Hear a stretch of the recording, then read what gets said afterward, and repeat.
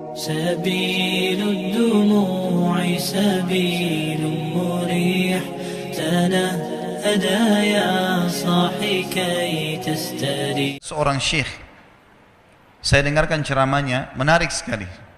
Saya tidak tahu orang itu siapa, tapi cuplikannya saya dapatkan dari seorang teman dari Jeddah yang mengirimkan ke saya.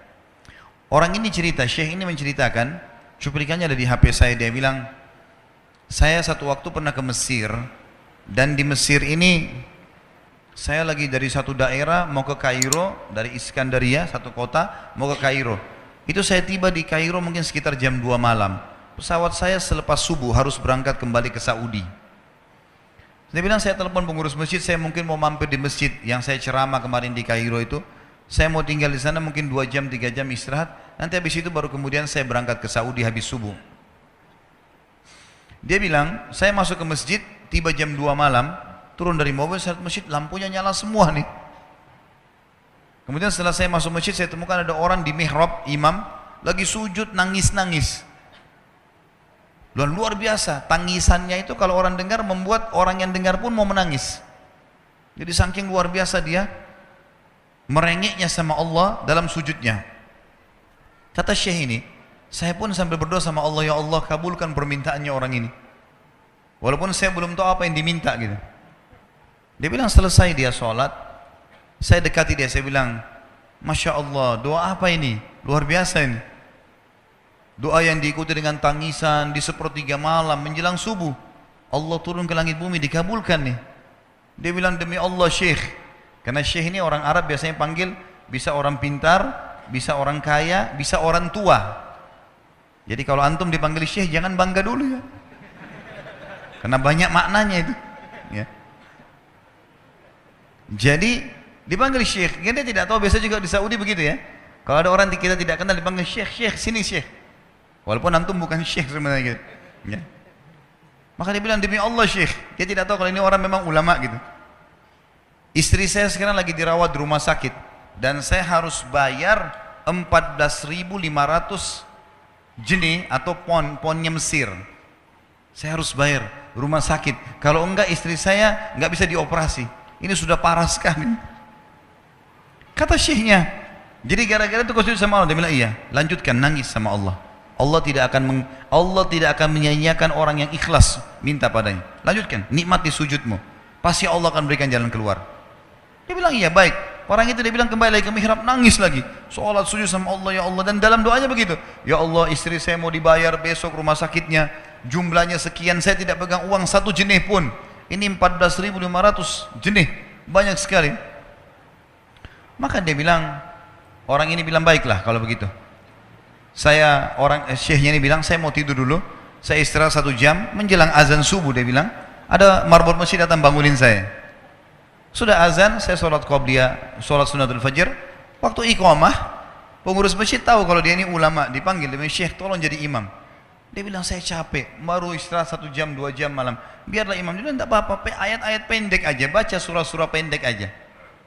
Kata syekh, baiklah. Dia bilang, saya baca surah-surah pendek. Rupanya, mikrofon masjid karena keluar di luar, ada satu pengusaha Mesir, apartemennya itu dekat masjid, dan dia suka ikuti ceramahnya syekh ini di YouTube. Dia bilang, turun dari apartemennya, ikut sholat berjamaah di masjid, karena dia kenal suaranya orang ini gitu. Begitu selesai sholat, dia bilang, saya lagi zikir, datang orang itu. Dia bilang, syekh, ahlan wa sahlan di Mesir. Saya salah satu penggemar anda di YouTube, dan saya dengar suara tadi. Saya tadinya mau sholat di masjid lain, saya ke masjid ini. Dia bilang, syekh, saya mau minta tolong satu hal. Kata syekhnya, kenapa? Dia bilang, saya sudah ngitung zakat uang perusahaan saya harus alokasikan 14.500 jenih. Kata syekhnya. Orang itu bilang, saya mau alokasikan zakat saya 14.500 jenih. Kata syekhnya, saya nangis, dengar itu. Nangis, saya terisak-isak. Kata orang itu, kenapa anda nangis? Syekh bilang, saya nggak bisa jelasin. Dia bilang, saya nangis terus. Kemudian saya lihat ke kiri kanan di saf, mana orang yang tadi malam sholat tahajud tuh? Ada di ujung. Dipanggil sama syekh, fulan kesini, datang. Dia bilang, ceritakan masalah kamu apa? Dia bilang, syekh, saya punya masalah, istri saya dioperasi, harus bayar 14.500 jenih hari ini, kalau tidak nggak operasi. Kata syekhnya, tiba-tiba si pengusaha ini nangis-nangis. Orang ini juga heran, kenapa kalian berdua menangis?